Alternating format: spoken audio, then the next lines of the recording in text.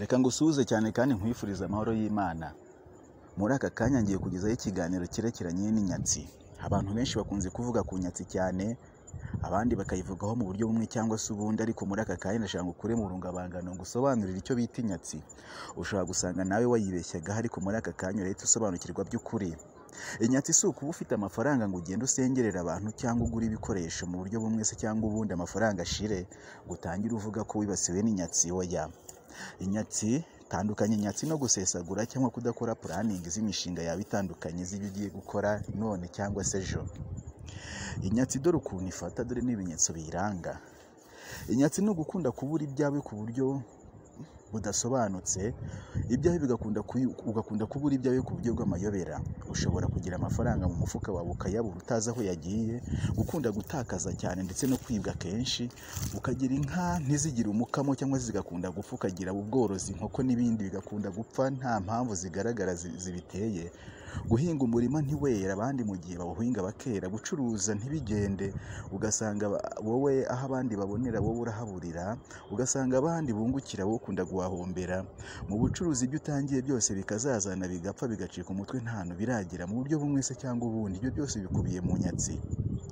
Imishinga yose utangiye ntigire aho igera, igahita icika umutwe nta hantu yari yagera, ugakunda none guhura n'ibizazane bitandukanye mu byo ukora bitandukanye kandi nta hantu byari byakagera, bitari byakagera ku ntego zabyo. Ibi byose bikubiye mu nyatsi. Nanone ushobora kuba uri umukobwa mwiza se cyangwa uri umusore mwiza, uri umukobwa mwiza ukarambagizwa ndetse ukajya uganirizwa n'abasore benshi, ariko wakazabura umusore n'umwe umanukana inka ngo aze kuyitanga iwanyu, nyamara bose bakagenda gutyo bikarinda ubwo usazira iwanyu. Ibyo byose bikaba bikubiye mu nyatsi, kutagirirwa igikundiro biterwa n'inyatsi.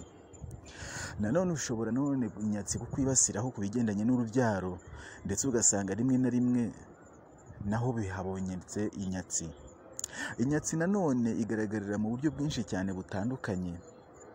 Mu gihe nanone ushobora kuba ufite amafaranga yawe no mu buryo bumwe na bumwe ukagenda ukayakoresha nyine imishinga, ugasanga ya mishinga yawe nta hantu igeze, habe na hamwe. Igihe cyose ibintu birahita bizazana nta hantu byari byakagera. Ibyo byose bikubiye mu nyatsi. Ariko kandi ushobora kuba wakibaza n'ibindi byinshi, ariko muri ibyo ngibyo nkubwiyemo bikeya mu bigaragaza inyatsi, ko ibyo ngibyo ariyo bimenyetso kenshi na kenshi bikugaragariza ko umuntu afite inyatsi. Ariko ntarava kuri icyo gice nakubwire ku bigendanye n'akazi, ugasanga buri gihe umuntu afite ubumenyi bushobora gutuma abona akazi ndetse n'ibyangombwa byose, ariko we akakabura ariko abandi bakakabona, ukazahora ushakisha akazi bikanga pe, bitewe n'inyatsi. Nanone kandi ushobora gusanga wa muntu afite amahirwe atandukanye, afite n'ubumenyi butandukanye bwo kuba yagira kuri yaneka amahirwe yiwe, icyo gihe cyose agahora yivangavanga kubera ibibazo by'inyatsi.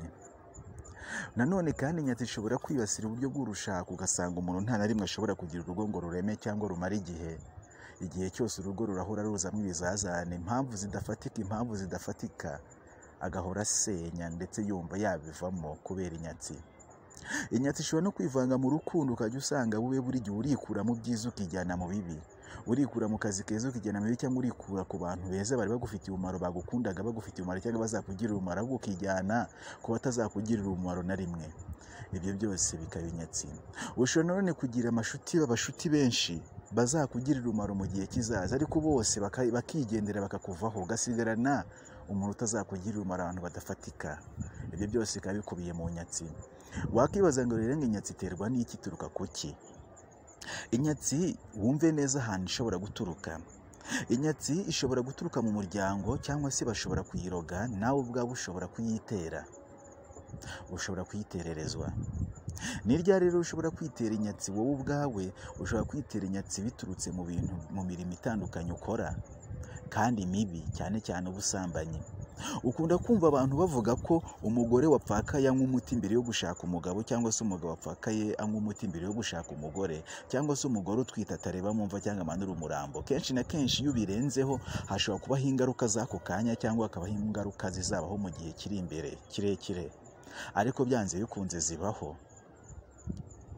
ni ukuvuga ngo rero cya gihe iyo bibayeho habayeho imikoshi, habayeho amahano, habayeho akaga kuri wowe ariko udashobora guhita ubona, ni ukuvuga ngo rero burya ushobora no kugenda ukaryamana n'umuntu nyine nawe wabayeho muri bya bibazo, wapfushije umugabo cyangwa se wapfushije umugore cyangwa se wakuyemo inda ejo bundi cyangwa ryari, cyangwa se wapfushije uruhinja bakaruhambana ingobyi cyangwa se impetso n'ibindi byose bitandukanye n'ibyahe.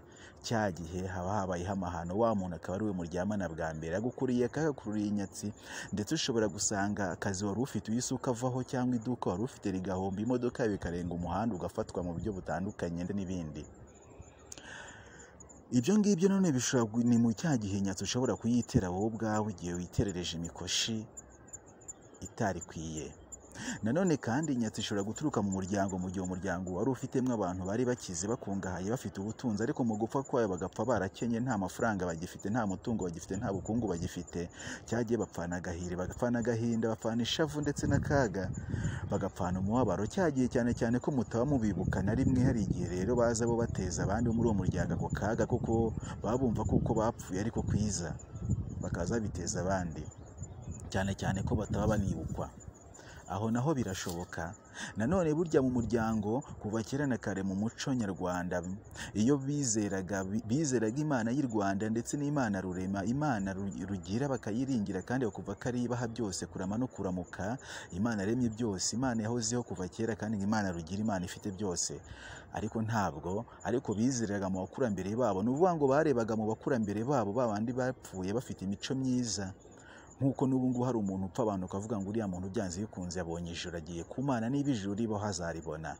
Icyo gihe nabo barebaga abantu nk'abo ngabo baranzwe n'imico myiza n'ibikorwa byiza, bakabiyambaza bari gusenga cyangwa se bari kwambaza Imana yabo, bakayiyambaza bakavuga ngo runaka udusabire ku Mana ishobora byose, Imana rurema iduhereze ibi n'ibi n'ibi n'ibi n'ibi. Icyo gihe rero abantu bashobora kukugirira nabi byazo guterereza inyatsi, noneho bifashishije babandi batiyambazwa. Abatiyambazwaga bari babandi baranzwe n'ibikorwa bibi, bapfiriye mu bikorwa bibi, bari abajura, basambanye, abiyahuye, bagize gute abantu nk'abo ngabo. Ababi rero bashobora kuguterereza inyatsi bakoresheje abantu nk'abo ngabo batakiriho. Muri rusange rero ubashije gusobanukirwa ibigendanye n'inyatsi, ariko icyo nakubwira cyo nuko nta burozi butagira ikirogora, kamaramahano ziriho ndetse n'uburyo bw'imigenzo bivura, yaba isubyo cyangwa mukuru, yaba n'izindi kamaramahano, igubyo ndetse n'ibindi. Ushobora kuba hari ibyo udasobanukiwe neza, ariko uhamagaye kuri 0787592214 wabona ibisobanuro byimbitse birengaho. Ndagushimiye cyane. Imana y'u Rwanda ikomeze kubana nawe.